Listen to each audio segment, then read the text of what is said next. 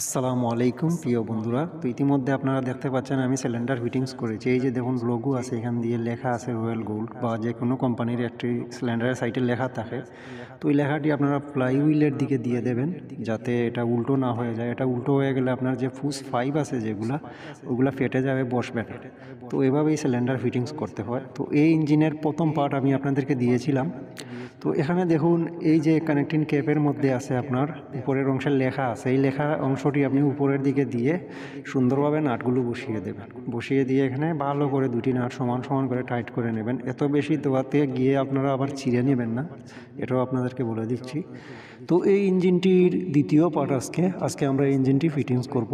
তো আমরা এখন হেডটি এখানে বসিয়ে দিচ্ছি। তো হেডের যে দুটি ফুস রড আছে ওইগুলাতে যে ফুস ফাইভ যেগুলা ফুস রড বসে যেগুলোর ভিতর দিয়ে, তো ওই ফুস ফাইভগুলোর যে রাবারগুলো আছে আপনারা ওই রাবারগুলো সুন্দরভাবে দিয়ে দেবেন যাতে কখনো মোবিল লিকেজ না হয়ে যায়। ওই রাবারগুলো আপনারা দেখে শুনে বসিয়ে দেবেন। তারপরে যে হেডের নাট প্লেন ওয়াশার একটি একটি করে দিয়ে 4টি প্লেন ওয়াশার দিয়ে আপনারা হেডের নাটগুলো বসিয়ে দেবেন, যেগুলো 14 নম্বর নাট। তো নাটগুলো বসানোর পরে আপনারা সমান সমান করে টাইট করবেন। যদি একটু বেশ কম করে নেন তাহলে যে হেডের যে প্লেট আছে ওইটা কিন্তু ফেটে যাবে। তো এই ইঞ্জিনের প্রথম পার্ট কিন্তু আমি আপনাদেরকে দিয়েছিলাম।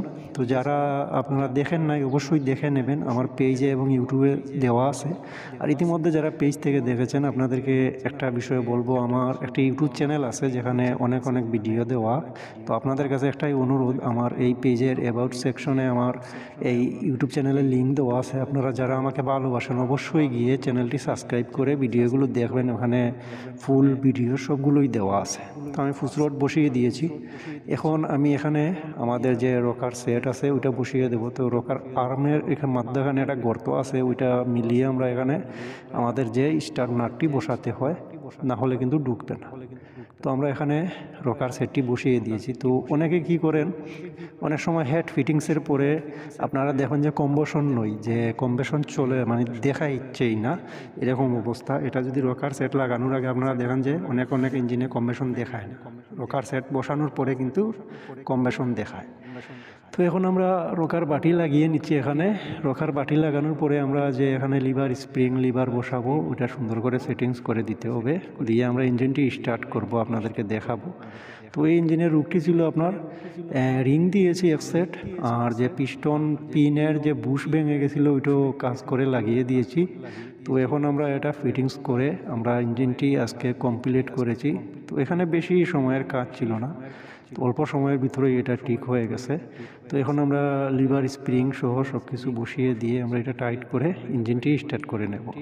তো ভালো লাগলে অবশ্যই আমার এই ভিডিওতে একটি লাইক করবেন আর শেয়ার করে দেবেন। আর যারা এখনও আমার পেজটি এবং ইউটিউব চ্যানেলটি সাবস্ক্রাইব করে নিয়ে সবাই সাবস্ক্রাইব করে দিবেন। তো সবাই ভালো থাকুন আর দেখুন ইঞ্জিনের শব্দ কেমন হলো। তো বিদায় নিচ্ছি, দেখা হবে নতুন ভিডিওতে। আসসালামু আলাইকুম।